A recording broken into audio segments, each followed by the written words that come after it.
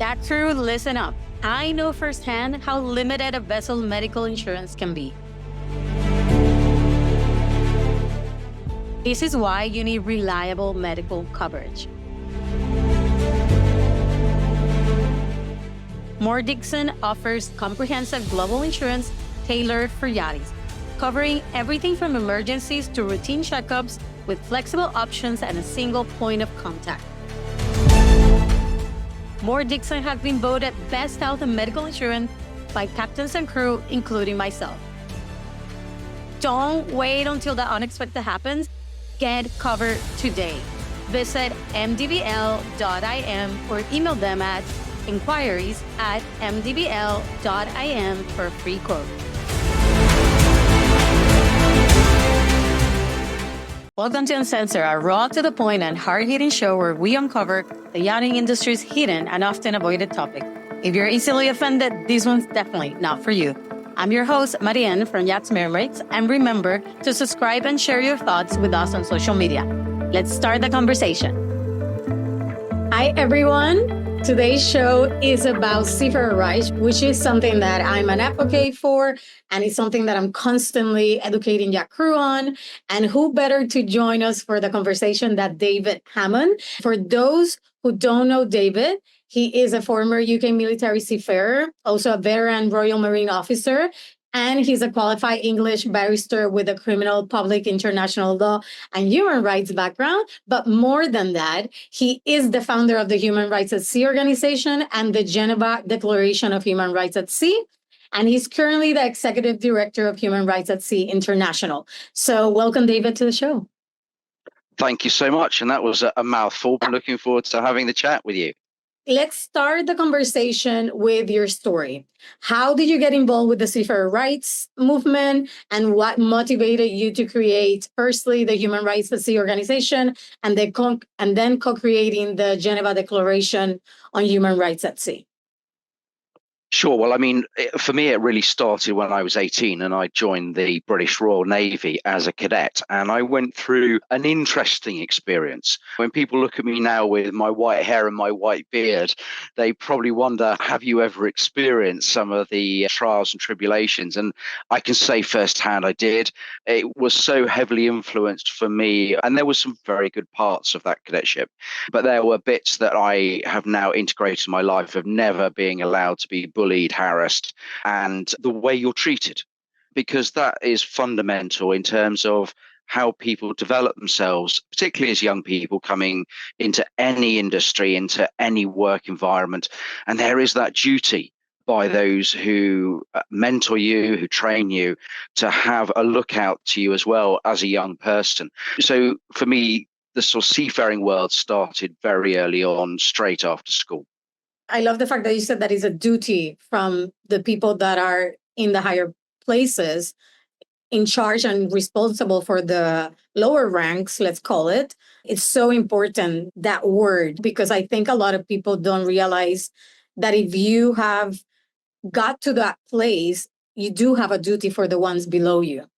Yeah, absolutely, Marianne. And it's not just a legal duty if you're an employer, it's a moral duty. And what I always say to people, when you link it to human rights and you link it to labor rights and the protections of individuals' fundamental rights, is that treat people how you want to be treated yourself. And that investment in the next generation, that investment in anybody actually of any generation, comes down to not just professionalism, but kindness. And small teams like we know within the yacht sector who work under often very difficult circumstances and can be in some very dangerous situations, the tighter that team is, because people can rely on each other, but they've got their backs, but equally they can be called out if they're not up to standard and they're doing something that's wrong. But you've got that honest environment, that free environment to mentor and develop. All of this is interlinked to high-performing teams, but also making sure that people just are looked after. I think that is the key. So as a seafarer, you experience a lot of what we experience in the yachting industry, which I think in the maritime industry, all across the border, bullying, harassment, racism, all that. And then that pushed you towards, or gave you the fuel to move towards seafarer rights, the movement of Yes. Yes, I mean, very much later on in life, I had a full career doing some very interesting work and became a lawyer inside the British military, having done it first. So I was an operator first, then became a barrister, a counsel, an advocate, however it's termed in various jurisdictions. So really took that front end experience and applied it from a legal perspective around human rights, around justice, international humanitarian law in some very interesting places around the world. But that led me in 2013 to set up and establish with my own monies. I put a multiple six-figure contribution into this entire narrative of human rights at sea, but I set it up and we started looking at what was out there, the gaps in terms of rights. And of course, we had the Maritime Labour Convention and all the great work that's done around that. But there were issues like women at sea, sexual abuse at sea, LGBTQ plus I at sea. It was issues of fishers' rights, because remember, there's over 38, 40 million fishers and fisher persons at sea at any one time. So suddenly we realized the enormity of this gap out of at sea for protections. And when that enormity dawned on a very small team, we just sat back and had to start deciding how we were going to tackle this, and spent a decade doing that. Thank you. That's really what I have to say about that. Can you help us understand how our seafarer rights are established? Like, what are they? Who has the power to change them, and where does this happen? Because this is like a big question across the board. Of course. I mean, look, firstly, the core fundamental human and labour rights are convened, particularly in the mainstream UN organisations. So on the labour side, it's the International Labour Organization.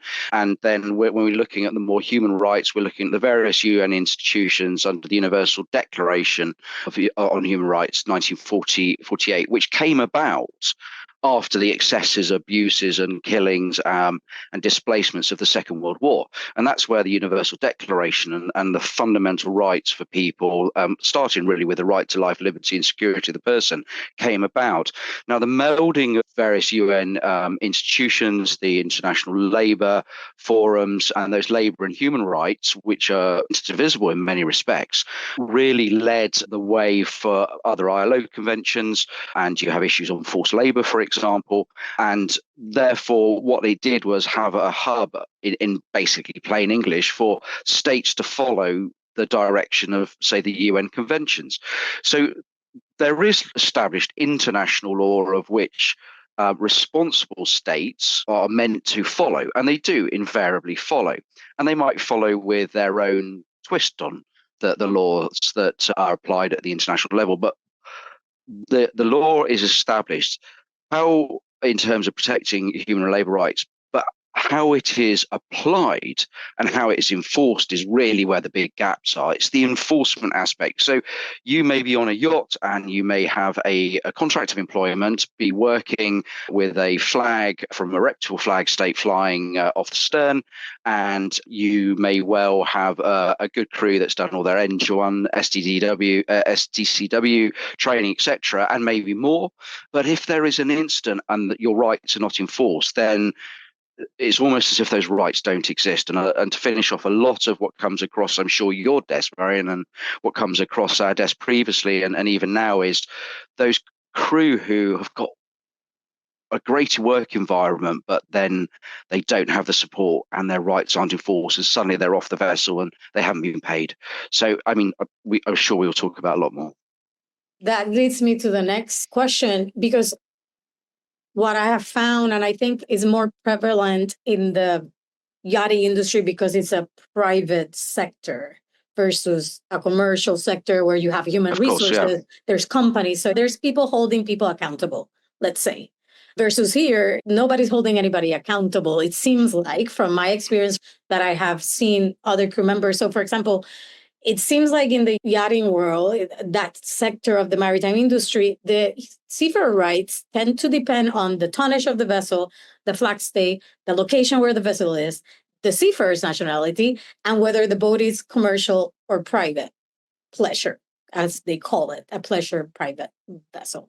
So it becomes so gray, and there's so many gaps that something like having a contract, which is like standard for most of us in generally in life, whether it's land or at sea, it becomes something that is not the norm for many people. And it becomes something that is not even a right. Well, it's interesting you say that because, look, the reality is that the structure, the law, the protections are there.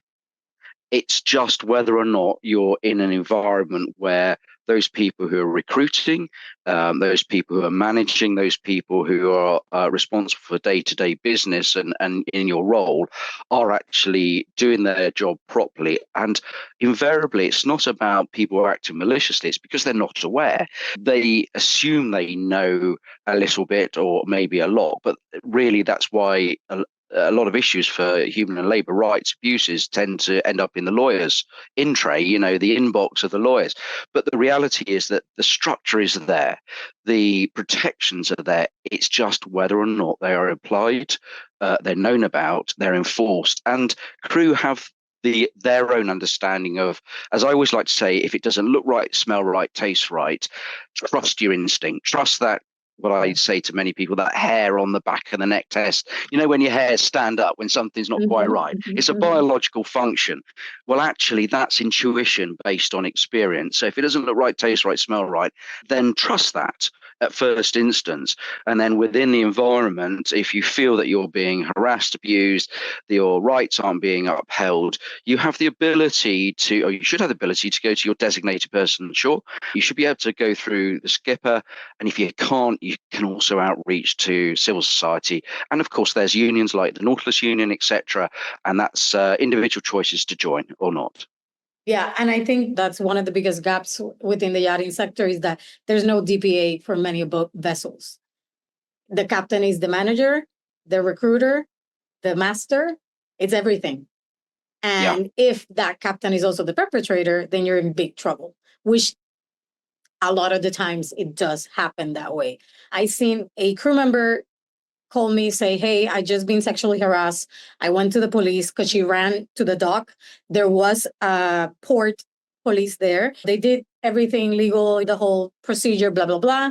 We emailed, called Flag State, called management, which it ended up being like 2 different companies, did the master, everything, right? We went through step by step, everything we needed to do. We did everything. And after that, the result of it was a big slap in the face, a good fuck you, sign this paper saying that you are giving away your rights so you cannot sue us later. For me, that instant was like, wow, like, do rights actually exist at sea? And if they do, if we're following the steps that everybody's telling us to follow, why are these people not being held accountable? Who holds them accountable? Because at the end of the day, everybody was looking after the owner's rights. And I get it. He pays the money. They work for him. But at the same time, if we don't work, you don't have a yachting industry. So it just becomes very frustrating for us. And it was just like a big blow up in the face. But I kept telling people, it doesn't matter. We're going to continue to do the same because this is going to create a trail. Even if we don't get the results that we're meant to get through the process that we're following, that was set up by the people that set up these procedures. So what's your intake on that? Well, firstly, I'm really sorry to hear of that instance. And I say that genuinely because, for example, in a previous life, I used to represent rape victims in North Africa. And I saw the impact of, sexual advances, sexual abuse firsthand. And in many respects, a very difficult environment because of the past world and holding people accountable. And you might say, well, how does that apply on yachts? It's about the person. It's about the impact on the person. There were a lot of touch points in what you've just said, and I do fully get the emotion. I get the frustration, the deep frustration that there are systems in place, but those systems are only as good as the people who apply them. And a lot of it, because it's a systematic approach, is I find people tend to be divided into a number of groups, those who put profit before people, those who put people before profit, and then degrees in there of how much energy and effort and time you and resources you can put in, because one single case is massive. So a lot of people don't want the problem, so they'll hand the problem off. Now that doesn't help the victim at all, and that's why we do need to have the watchdogs in this world. We need to have the ability to go to a union if you're a member, and of course you have to be a member of a union invariably to access their support. And then you have the civil society watchdogs. And what I really liked, what you just said there, Marion, is still reporting this, still having that trail. Because the reality is some of the best support now in terms of awareness is the ordinary person responsibly using, and I say responsibly using, social media, and organizations like yourself and other organizations who start putting these case studies out there. So it's not brushed under the carpet. And the final thing I'd like to say before handing back to you is those non-disclosure agreements are the biggest blockage for gaining justice, because it's on a commercial basis and you're effectively silencing people. All I'll say on that is that whilst a lot of NDAs are very strict, I do think people are getting to the point of saying, well, when I've been sexually abused or bullied to the extent that I consider taking my own life, then actually I'm still going to speak out. And it's the way that people speak out and how people are supported. So, I mean, a lot to unpack there. You did say when you were working with the people in Africa, the rape victims, you saw firsthand the impact that it had in their mental health, their body. And I can tell you with this person that I was supporting about a year ago, literally, she couldn't eat, she couldn't sleep. And this person's obviously not in the right mindset, so they're just pushing her, basically becomes bullying of like, you need to sign this, basically to silence the person. So but then as a victim, you're putting between the wall and the spear. I don't know if that's a thing in English, but in Spanish it is. Yeah, so I know what you mean. Yeah, put into that place where you're like, either I go home and try to figure out how to move forward from this, and I just give them what they want, because if not, how am I going to fight this? Because there's this big, obviously the yachting industry being the majority of the owners, let's call it the 1%, a lot of money involved. A lot of the crews say, well, these people have a lot of money. Like, who am I? I don't have the money. I don't have the resources to put into the fight, which is sad, because I think if people would actually do come together, maybe it could be, because what I have seen is that one perpetrator, and the data shows that one perpetrator has over 20 victims. Yeah, so I mean, it's what you're saying is really highlighted the power imbalance, and that power imbalance is well known. I think, and I certainly have seen in the last decade, that power imbalance starting to reduce and shift because of the power of reporting, of the power of awareness through media, of platforms like this pod, and how that's used responsibly. And what we're seeing in a lot of our other work, which we get involved is actually one of the biggest areas in which justice does come about is when reputation is threatened. Because it's not just about the reputation of the victim, and often these victims and survivors have to relive their trauma over and over again.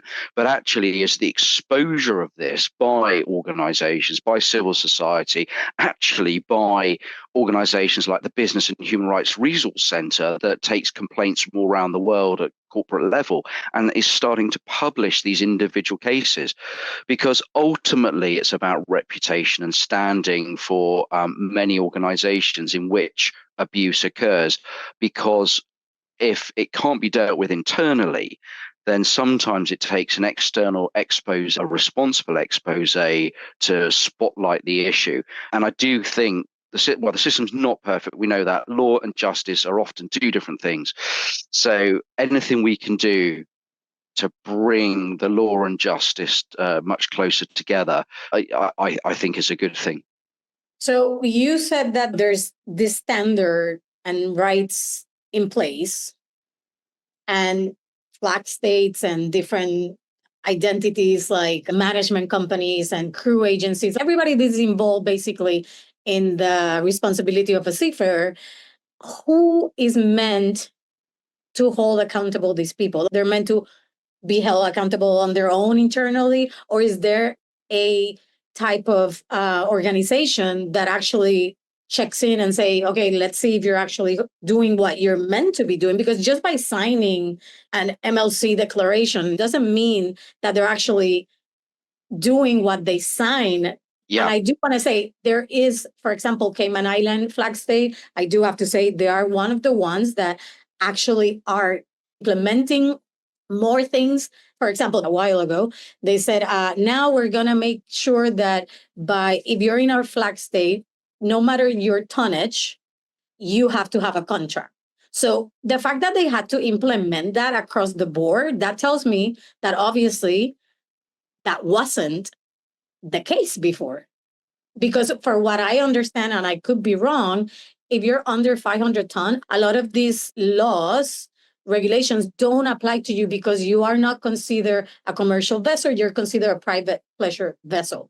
And then that change, like for example, in a private pleasure boat, somebody in a Jamaican flag state can have a license of 200 tons, but can drive and navigate a 500-ton boat. How does that work? I don't understand, because you shouldn't be able to, right? The bottom line is that if you are flying the flag of a flag state, a responsible flag state, and I'm not talking about those who are necessarily listed in the grey and black flagged categories by the likes of the Paris MOU organization, then if you're in a white flagged responsible state under their registration, then it is under international maritime law, under the UN Convention on the Law of the Sea, UNCLOS 1982, a requirement for the flag state to act responsibly in relation to all aspects of, the protection of human rights, for example.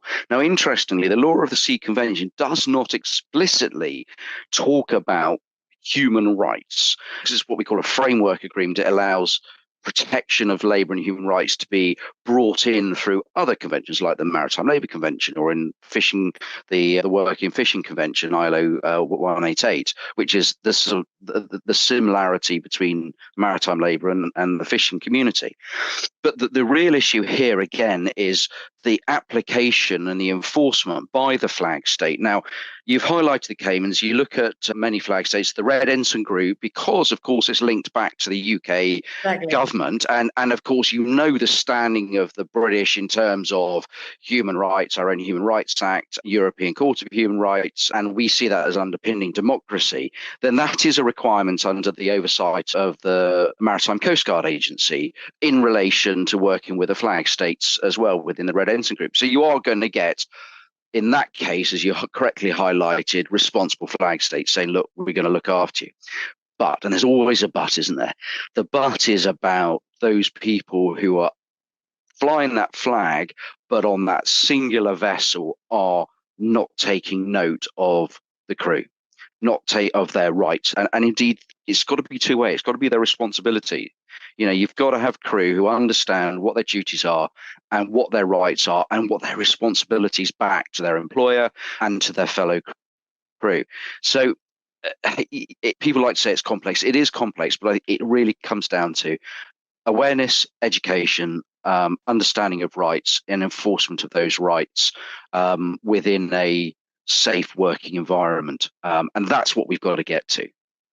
Definitely agree with you. But what I found really challenging is to get that educational piece, because it's so hard to actually understand what you're entitled to, what your rights are. It's hard to find that information. You have to really do your research, because I've done it. Talk to people like you, talk to people that know, that have experience in this type of world and topic, just to start kind of getting. And then, at least for my own experience, the more I dig deeper, the more gray it becomes.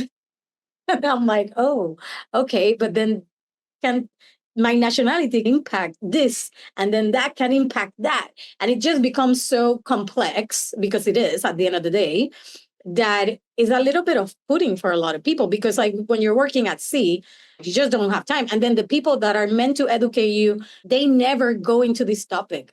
They never get the education across. Sure. And actually, that's a great segue, because as you and I have discussed offline, one of the bits of work that we have been involved in now for 4 years is a thing called the Progressive Crew Career Program. And, you can type that into Google, Progressive Crew Career Program, PCCP. And what it is, it's about, so particularly within the yachting, super yacht industry, and it doesn't matter their age, their background, their belief structure, but those people want to enter the industry. And it's about giving them the tools on the Progressive Crew Career Program to not have to pay huge amounts of money initially for STCW, for example, but they can go online for a very small amount, and they can have a year's access to more modules. It's everything from catering to your rights. How do you raise a mainsail? How do you look at engines? And how do you operate ribs? So actually, what it acts is as a sift when people are first looking at entering the industry, really in terms of recruitment, of whether or not the industry is actually right for them. And so it gives them a taster, really on an absolutely not-for-profit basis. And the team behind this are very strongly aligned to the rights and the rights-based environment at Meridian Yachts, based mainly in Turkey. But they have really looked at this and they've lived it as well. So what the Progressive Crew Career Program gives individuals is the empowerment of understanding what doesn't look right, taste right, smell right, in that very bad English analogy. So I would encourage, and again, it's on not-for-profit, I'd encourage your listeners to at least have a look at it. There's other advantages that working with a Meridian team is those people who do it, it's all online, you can do it in your own time, etc. Those people who commit and do the whole course, if they score highly enough on it, they actually run a high quality cadetship program. So you can be invited for an interview. They will pay for you to go for interview as long as you've scored highly across all of the modules there. So actually it's a win, because in one respect, you can do it and then decide, hey, it's not for me, which is great because it gives you the freedom to go and make a choice elsewhere. Secondly, you can do it and say, actually, there's an area of, working on board in terms of the catering and the hospitalities, or actually I want to be a skipper ultimately. So you can decide in which route you want to go. And actually, if you're really good at this online, there is an organization that is prepared to offer a 3-year cadetship with all of your qualifications, including your rescue diver, your rib, and funded for, I believe it's around about $180,000 worth of support and training. So that's the key, and I really see that as the key, as responsible recruitment, to get knowledge to new crew as quickly as possible at the minimum cost, so we're not exploiting financially, often crew who can't afford to be exploited financially at the start. That's great news. There's a link below this video, so click on it and learn more about that and the program, what it can offer, for sure. That's amazing. I love that you guys are doing that, because I wasn't even aware of that. And especially now that the yachting industry has had a huge amount of surge of new crew members, especially young people, 18 to like early 20s, which, I mean, a lot of the time you don't even know what you want in life. So I think this is a great kind of... Exactly. Yeah, it's exactly that, isn't it? I mean, how many of us knew when we were 18, 19, 20 what we actually wanted? So again, we were talking earlier on about that moral responsibility, not just the legal responsibility, and that mentoring. And we very much see that this is something that needs to be addressed. Again, we hope through the Progressive Crew Career Program that might be one route. It's not the route, but we believe and a huge amount of effort has gone into this. It's about empowerment. It's about empowering the crew to be professional in what they do, give them every opportunity, so that when it's not right, they are empowered to do something about it. And invariably, as you know, Marion, that is linked to safety. It's the safety of the vessel, safety of the crew, safety of the customer and the client. So before we get into the Geneva Declaration on Human Rights, because I want to talk a little bit about that, you talk about being held accountable through your own moral values, and then obviously the legal accountability. So we now know who kind of has a legal accountability, like flag states, right, with the Seafarer rights, but who is actually meant to hold accountable legally? these platforms? So if we look at it start with flag states and we look upwards, the flag states are all members of the International Maritime Organization based in London, and they all contribute to the running of the IMO. Now, the IMO is really the safety and the policy centre for the likes of the Maritime Labour Convention, working with states, working with employers. You have the International Transport Workers Federation involved as well, ITF, Nautilus, etc. And that's really the hub of the policy and driving the good behaviours of the flag states. Now, that doesn't mean the flag states themselves necessarily follow what they're meant to do, and that's why you have a white, grey and black flag listing for flag states, and that's open source. You can go and look that up. It's the Paris MOU and the Tokyo MOU sites, so you can actually see when you maybe at Port X and you are going to go on board a vessel, always check the flag out, do a little bit of due diligence as well, because that's a really good indicator.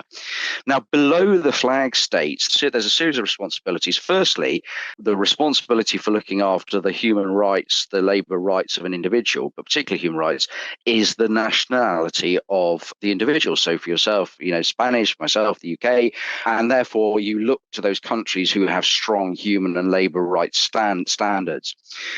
When it comes to the employment, it's the employer. You have the recruiters, you have the managers, you have the employer direct, and as you say, it might well just be a singular skipper.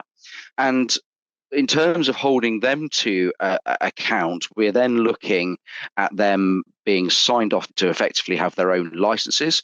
And if you have behaviours that are unlawful, that's where you go to your associations, you go to your unions, and if there's not help there, you go to civil society. So you've also got the insurers, the protection indemnity clubs. You've got the insurers who may well step in as well, because ultimately people can't operate without insurance. And that all those checks and balances together, as well as the ability to go to a lawyer, anywhere to the world, to go to a police officer, judicial officer, if there's an issue, as you highlighted that example to us earlier, then all of these are checks and balances. But it really comes back to one thing. If you're in a safe working environment with a responsible employer who is acting lawfully, that can only benefit not just the employer, not just the clients, but the crew as well. And if you're not in that environment, and if you have the ability and you can get out, then get out and let other people know that it's not a good employer. Which is basically what's been happening in this industry, where these groups, for example, one is called Yachting Name and Shame. And this is what it comes down to, which is sad in a way, but it's kind of that gateway to the next level, I guess, of basically saying, hey, this happened to me under this name, under this master, under this flag state, under this vessel, be aware. And now people are into the page and searching to see if the boat they're getting on has some sort of negative reputation, just to, and it's good that's out there. But it is, but as you'd expect me to say, when you're looking at what could be deemed by some people a vexatious or a vigilante approach and targeting people, this has to be done through the correct channels. You have to flag it to the flag states, you have to flag it to the unions, you have to flag it through the correct legal system.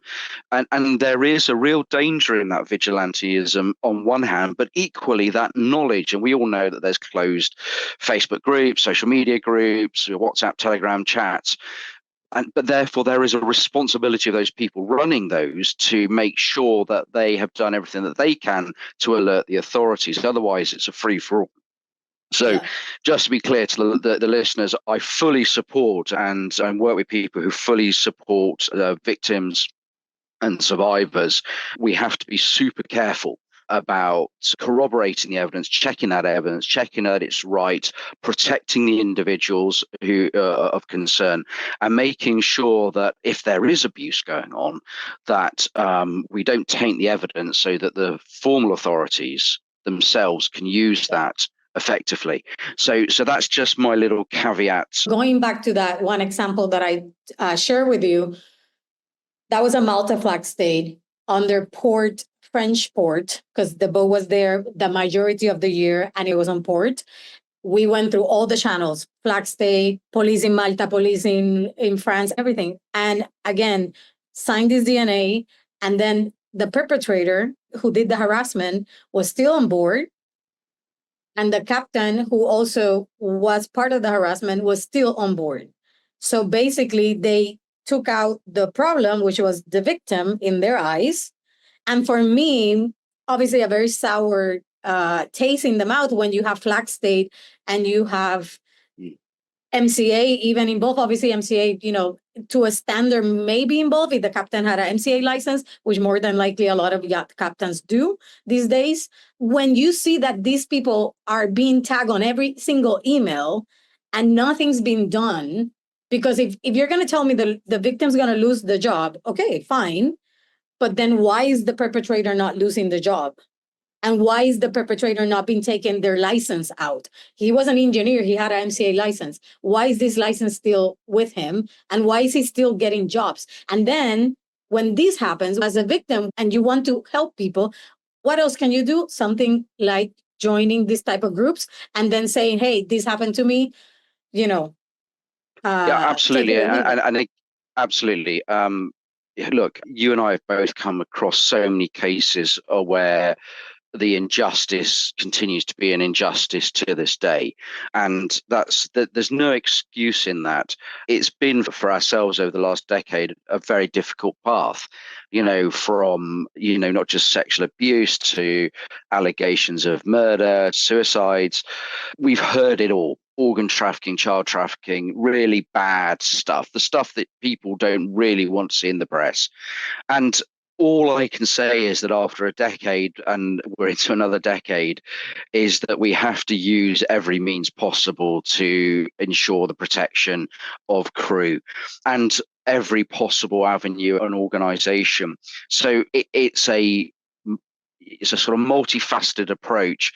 And at the heart of that, I do believe that after all these years, that empowerment, particularly when you're young, of knowledge and knowing what doesn't look right, taste right, smell right, in a metaphorical sense, is one of the greatest protections. And knowing who to go to. We all have our networks, and I suppose, and I'm starting to sound old now, because when I grew up, there wasn't such a thing as the internet and a mobile phone. We wrote letters and communicated by fax and telegrams. I mean, now I'm showing my age.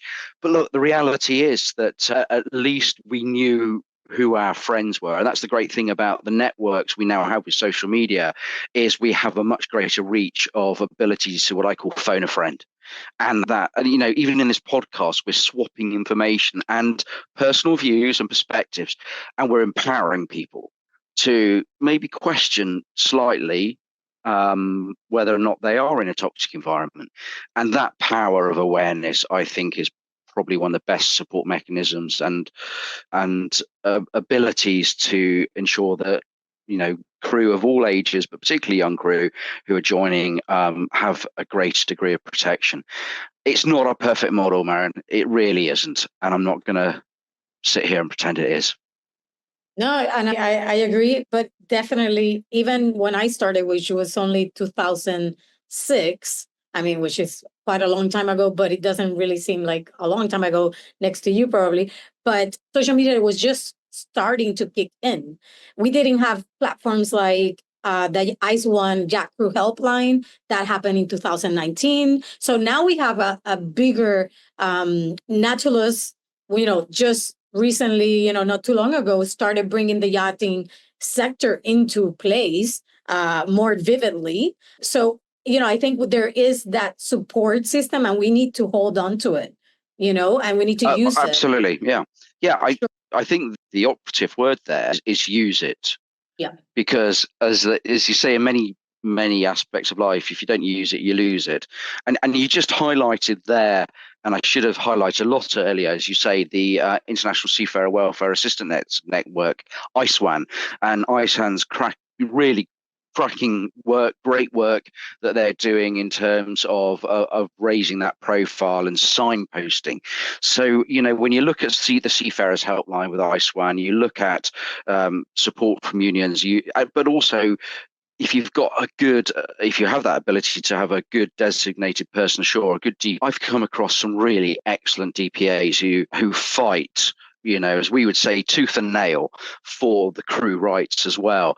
So really what we've got to do is isolate the bad players and ensure those toxic work environments are eliminated ideally. But the reality is that going to ultimately be going to occur 100%. In a rhetorical question to myself, no. But what we can do is we can empower people. We can give them that education. And this, I just want to bring it up because it just maybe 2 years ago, finally, a former crew member started a background check for yachting crew, which I mean, it should be standard, but it has never been done until now. And it's not yet the normal thing to do, but I do encourage crew members to go get verified, which what we call crew pass. And with that verification that says, hey, I passed my background check, my criminal background check, and all the checks that they do, the more we normalize this on the resume, it becomes the norm, right? It's like, oh, okay, well, now this is the type of crew members we want to have on board, people that actually have been checked. Because more than likely, this will start separating perpetrators versus professional crew, and we will start becoming a safer environment to work in. Because for so long now, it's just been kind of like the Wild West, and says, hey, if you're a perpetrator, come in, we love you, and you're not going to get in trouble. So now we cannot wait for the big players to change regulations and do all that. We need to actually start moving the needle ourselves and making that change internally. Yes, and it's that exactly. It's what we were sort of talking about earlier about reducing that power imbalance, empowering people to have accurate, and I do stress the word accurate, evidence and knowledge and correct knowledge coming from reputable sources. And all of that together empowers the individual.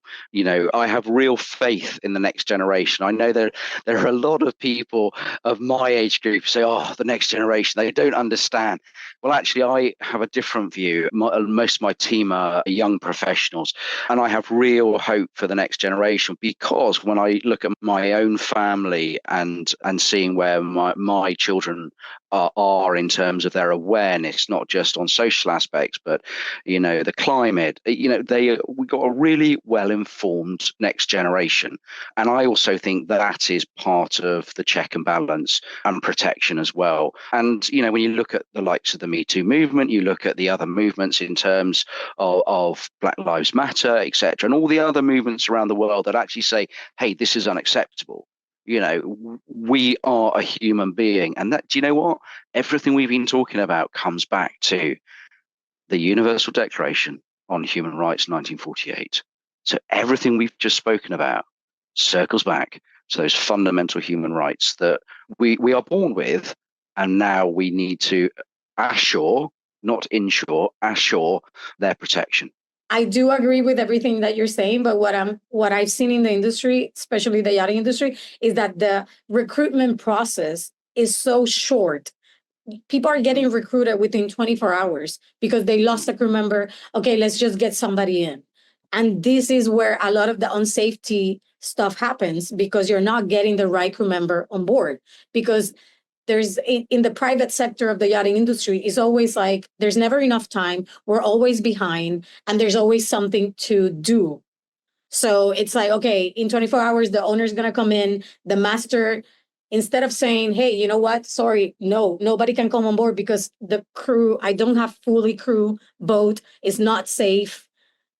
You know what I mean? Like, there's always this, oh no, we're just going to say yes to the owner no matter what, because they're paying the money, is their boat, and we have to do whatever it is, however we can do it. But a lot of those situations end up being unsafe situations. You raise another really great point when we're talking about recruitment and the retention of crew, because actually, if you've got crew walking off, then the environment might be toxic and they're walking off for a reason. People leave jobs for many reasons, but a big reason is the chain of management, the chain of command at sea. So they exercise their choice to leave. But let's turn it on its head and look at it from, again, I fall back on sort of my military background, where we were specifically recruited with high standards to even get to the front door of the career. When we're in that, we had continual professional development and we were weeded out. Not only that, we had a shared ethos, but what happened was we were invested in. So whilst it doesn't immediately address the issue of I need a crew in the next 24, 48, 72 hours, actually the institutional change that we should be really driving at is going back to the likes of apprenticeships, the likes of cadetships, the likes of being integrated over, 1, 2, 3 years in a training program where you do everything from scrubbing out to mending sails to checking you've got the right fuel mix in the rib, for example. So that is an investment in the person, because what you then do is that person, if they're in the right training environment, then becomes themselves a trainer. So you have a trainer training, and then you have a mentor, and that person, as they get to become a skipper, will know what is right, what is wrong, and what is not just lawful, but what is tolerated. And of course, you've got that balance when an owner or a charterer says, we've got to go to place X, in day Y. But you're empowering right from the start because you've got the right DNA of the crew. And that's what's missing at the moment. And it could be argued that the sensationalizing and the glamorizing of some yachting crew environments and social media hype about come work here, get this great job, live this great lifestyle, that is only a tiny part, as you and I know, of actually being a professional crew. So it's the professionalization and the recruitment with the correct training. And I think that has to start, but it's going to be, it's another decade's worth before that filters through. We've seen it work firsthand. So I am speaking from experience. Oh, I 100% agree with you. It has to become a professional industry, because right now it's not.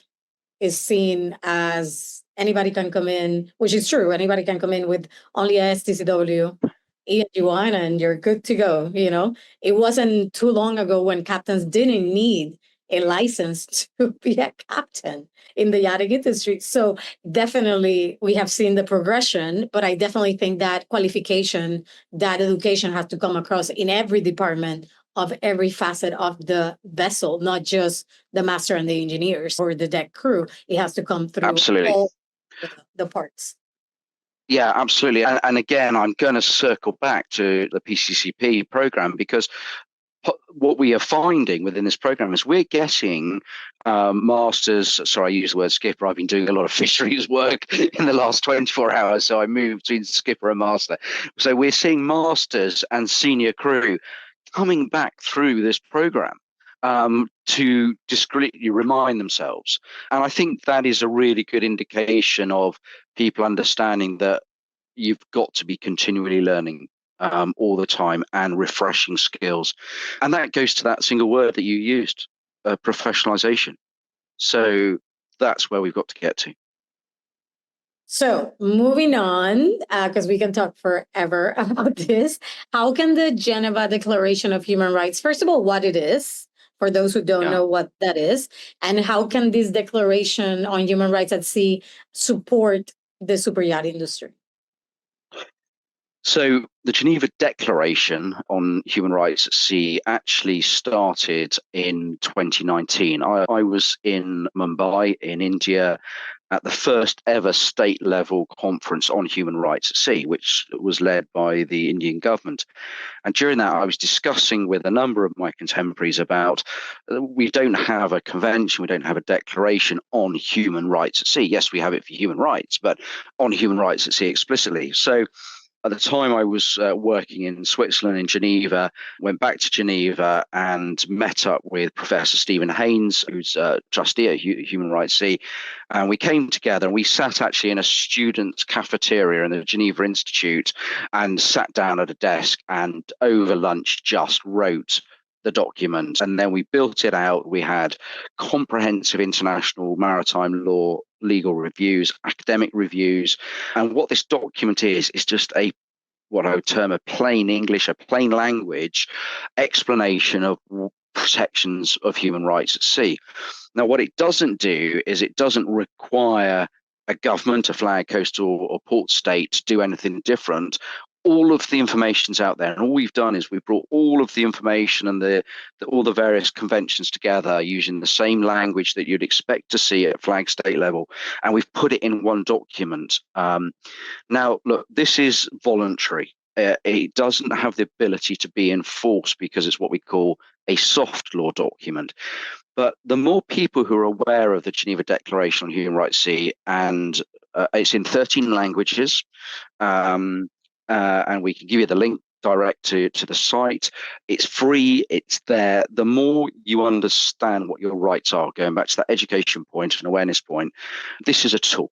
This is a tool. It's a quick and easy read. What we would like to see is the Geneva Declaration on Human Rights at Sea being used as a requirement by insurers, by banks, by flag states for masters, for employers, recruiters to operate legitimately. So they at least have to acknowledge its existence and engage with what it says. So it's a tool.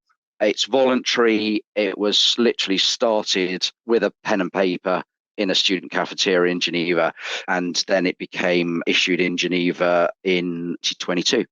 So quite a journey, and who knows where it'll go.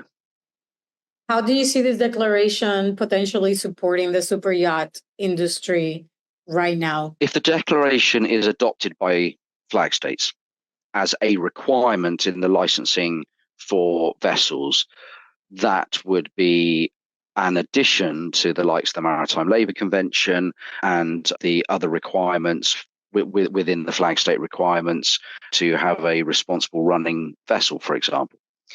That requires the flag states to adopt the Geneva Declaration. And that therefore means that it's not just the flag state, but also the coastal state, because as we know, flag states are invariably a registered entity within the country.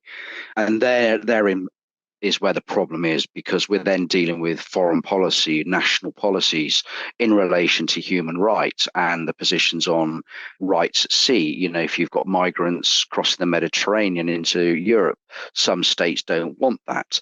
So you're then into a very political environment. But ultimately, it could be adopted by one or two flag states and made a requirement of licensing, which really is the nirvana for enforcement. Yeah, I agree. And I mean, across the board, there's certain specific flag states that usually are being used for super yachts. So it's not like all flag states are being used. There's like a very small amount of them. So I think that could be very easily doable from them to the industry. So what's the best way to start learning about seafarer rights? For those who obviously are seeing the show are like, oh my God, I have no clue about any of this. Where do I actually start? Obviously, this is a great start, but where can they continue their seafarer rights education? I think there's some great open source platforms. I would go to the experts when you look at the International Seafarer Welfare Assistant, ISWAN. You can go to the maritime welfare organizations such as Stella Maris, the Roman Catholic organization, the Sailors Society, Mission Seafarers. You can go to the unions, as we mentioned, particularly Nautilus. Nautilus has some great materials there. There are materials on the IMO, the International Maritime Organization website, and for example, International Chamber of Shipping has a lot of documents. But if you were to type in seafarer rights into any, mainline search engine, and you look on the first two pages, there is enough good and indeed accurate, credible. And then again, a lot of individual organizations do their own videos. We did at the charity at Human Rights at Sea when I was running that, because we felt it important that seafarers understood it.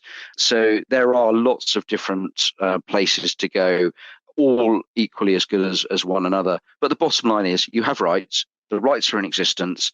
You just need to be in a work environment that's safe, secure, and those rights are enforceable, which means you need to understand and have knowledge about your entitlement, but equally your responsibilities.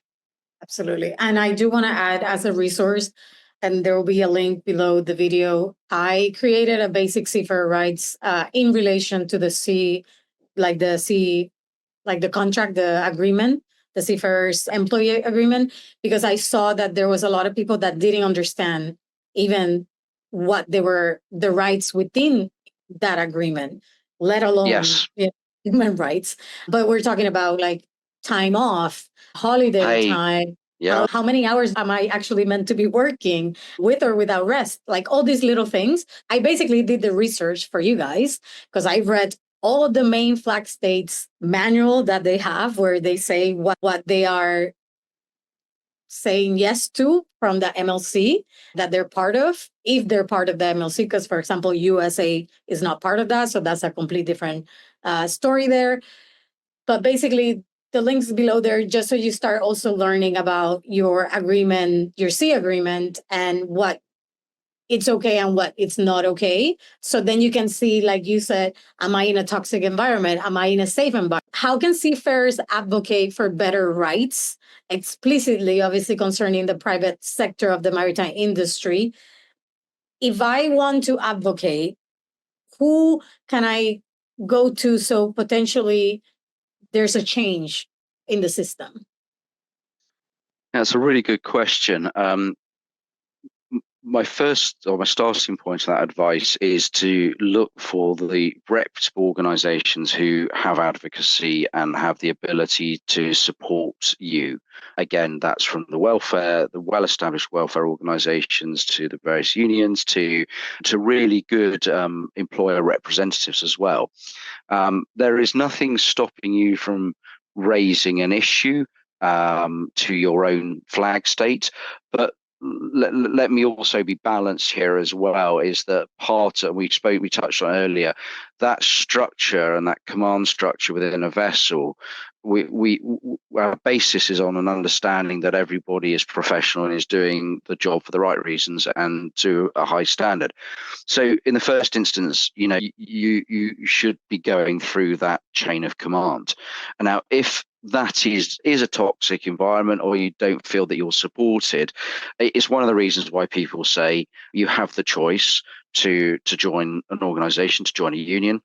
But equally, if you don't feel that you want to go down that route, you can still highlight that advocacy through that advocacy to welfare organizations. Now that's one route. Now you might want to be speaking to yourself, for example, on the podcast, and obviously being careful about not to breach data and identify people who don't have the right of response, is to be able to advocate the position or the circumstances in which something went wrong and then the help that you got.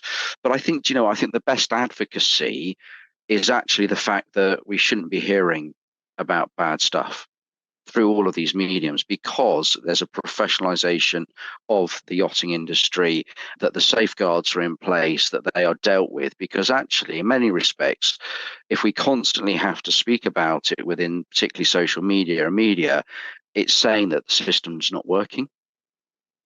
Which I mean, it's not. So therefore, what we need to do is get to that position of everybody's in this together, is getting ourselves to a position that the system does work. So everything we've spoken about today is needed to be working at the same time. Yeah, no, and I totally agree. Like one of the things that I do as an advocate is that I work with ICE One. I have done collaborations with Nautilus, and I've done collaboration with other people just to continue the education piece, because that's where I'm good at highlighting things. So like, giving PDFs, things that people can immediately take steps and actions to do the next thing, because what's missing is that educational piece. A lot of people just don't know what to do if something happens, because nobody's educating them. When they go to school, which the majority only go to school for STCW, this is not being highlighted as something super important. Exactly. And again, another reason why the team came together to work on the Progressive Crew Career Program is everything we've spoken about today, Maren, and all the frustration is what we built into this sort of not-for-profit subsidized online program. And again, there's lots of other opportunities or other platforms out there to have that same information.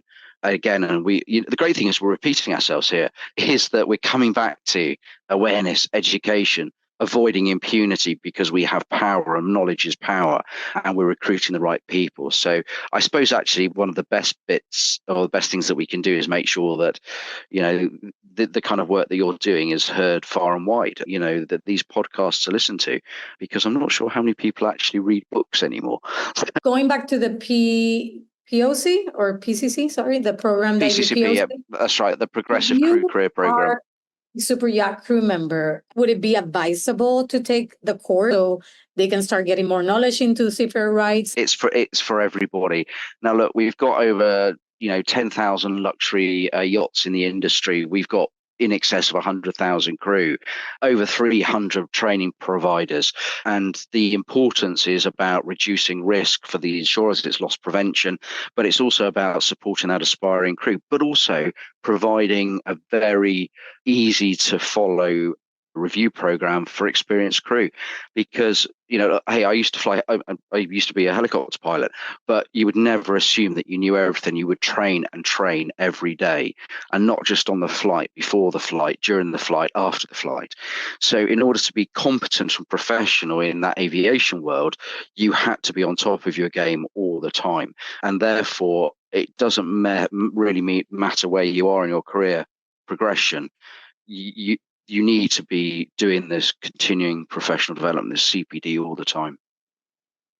Amazing. So if you are wondering where to start, I think this is the place to start, because it also will probably equip you with more knowledge so you can give that knowledge back to the crew members on board as well, and just share the knowledge across the board. I really want to thank you for your time and just kind of giving us a basic understanding of, what to look for, where we can start, what are our rights. And we didn't actually go into the actual rights, but I'm going to let you, the viewer, to actually do your own research as well, because that's part of the process, educating yourself, investing your time in the things that actually matter to you and that are going to keep you and others safe on board. Thanks. Obviously, I really appreciate being given the opportunity to speak to you and your listeners. But as I say to my own family members, trust your instinct and make a decision. Sometimes it's not a good decision, but don't get paralyzed. Trust your instinct and make a decision. If it's not a good decision, make another decision, but don't remain in a toxic environment. That's the power of choice. Thank you so much, David. I appreciate your time, and we'll see you on the next episode. If you find today's discussion eye-opening and helpful, don't forget to subscribe and share. We would love to hear your thoughts on this topic, so reach out to us on social media via Yachting International Radio or Yachts Mermaids. Let's continue the conversation.